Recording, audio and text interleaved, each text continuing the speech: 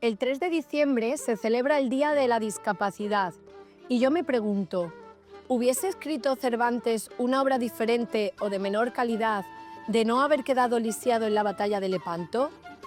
Nunca lo sabremos, pero lo que sí conocemos es que, a pesar del apodo despectivo con el que le llamaron el Manco de Lepanto, Cervantes conservó siempre su brazo, inerte, eso sí, a consecuencia de una bala de metralla que le seccionó un nervio. Desde la Bibliozaire, este es nuestro pequeño homenaje literario a una decena de autores que, aun presentando una discapacidad de cualquier índole, han contribuido, a veces de manera esencial, a la literatura y también al desarrollo del pensamiento. A continuación, el alumnado de primero de Bachillerato Ciencias nos contarán algunas curiosidades de diferentes autores con discapacidad. Miguel de Cervantes tuvo una discapacidad física. Su obra, Don Quijote, es la más vendida y la más traducida de la lengua castellana y se considera una de las más relevantes en la literatura universal. Se calcula que ha vendido más de 400 millones de ejemplares.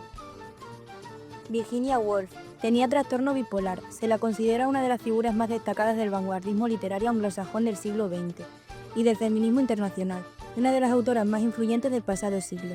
Antes de suicidarse, a consecuencia de su trastorno, sentó las bases del moderno feminismo con un certero análisis de su tiempo, con obras como Orlando o Una habitación propia. Jorge Luis Borges tenía una discapacidad visual, ceguera. Con 6 años escribió su primer relato. Sabía leer y escribir desde los 4, titulado La visera fatal, siguiendo los pasos del Quijote, y ya no dejaría de hacerlo hasta su muerte. Cuentos, poemas, ensayos. Silvia Plath, con trastorno bipolar, la poetista, novelista, profesora universitaria y feminista, mi tragedia es haber nacido mujer, decía. Fue la primera persona en ganar un premio Pulitzer póstumo en 1982. Christy Brown tenía parálisis cerebral. La inspiradora historia de este poeta, escritor y pintor puede contemplarse en la película Mi pie izquierdo, única parte del cuerpo que podía mover, que es también el título de su autobiografía. Helen Keller, con sordera y ceguera, se puede conocer a fondo la historia de los primeros años de esta luchadora, escritora, oradora y activista política, en la película El milagro de Anna Sullivan. Hans Christian Andersen padeció de dislexia. El celebérrimo autor de cuentos tan entrañables como El patito feo, La sirenita o La reina de las nieves, en el que se inspira Frozen, padecía una dislexia severa. Gaby Brime, aquejada de esta parálisis cerebral y a pesar de mover solo parcialmente su pie izquierdo, consiguió asistir a la universidad varios años y es autora de diversas obras autobiográficas. Nuria del Saz, ciega, la periodista y escritora sevillana, es un rostro conocido de los informativos de Canal Sur y además de poeta y autora de varios libros de poemas, lo es también de la novela A ciegas en Manhattan. Frida Kahlo, la icónica pintora mexicana, es un ejemplo sobresaliente de la influencia de la discapacidad en la creatividad. A raíz de un grave accidente de tráfico, Kahlo quedó con lesiones que la atormentaron de por vida.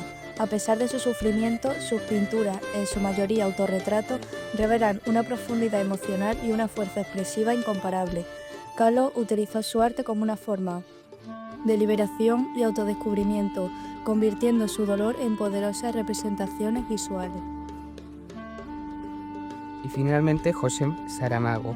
Este novelista, ganador del Premio Nobel de Literatura en 1998, padeció una discapacidad visual en su ojo derecho desde la infancia. A pesar de esta limitación, Saramago escribió una serie de novelas notables, incluyendo ensayos sobre la ceguera que exploran temas profundos y filosóficos.